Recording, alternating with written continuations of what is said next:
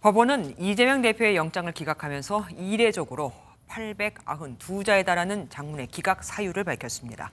특히 위증교사에 대해선 소명이 됐다면서도 정당의 현역 대표라는 표현을 쓰며 증거인멸 염려를 단정하지 못한다고 했죠.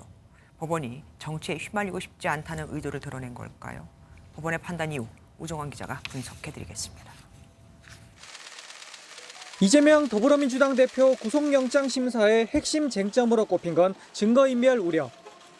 검찰은 이화영 전 경기도 평화부지사의 진술 번복에 민주당 인사들이 개입한 의혹이 있는 만큼 증거인멸 우려가 있다고 봤지만 법원은 달랐습니다. 법원은 이 대표가 직접 개입했다고 단정할 만한 자료가 부족하고 정당 대표인 점을 감안하면 증거인멸 우려를 단정할 수 없다고 판단했습니다.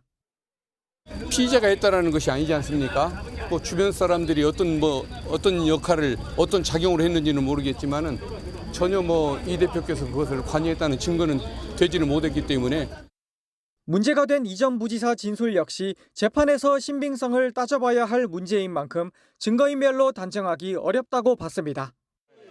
또 하나의 영장 발부 기준인 범죄의 중대성 역시 소명되지 않았다고 봤습니다.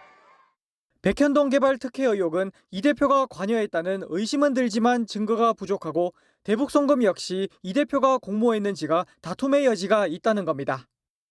다만 검사 사칭 사건 당시 위증을 교사한 혐의는 어느 정도 소명됐다고 봤는데 구속할 정도는 아니라고 법원은 판단했습니다. MBN 뉴스 우종환입니다. 안녕하세요. 김주하입니다. 공정하고 신속한 MBN 뉴스, 유튜브를 통해서도 만나보실 수 있습니다.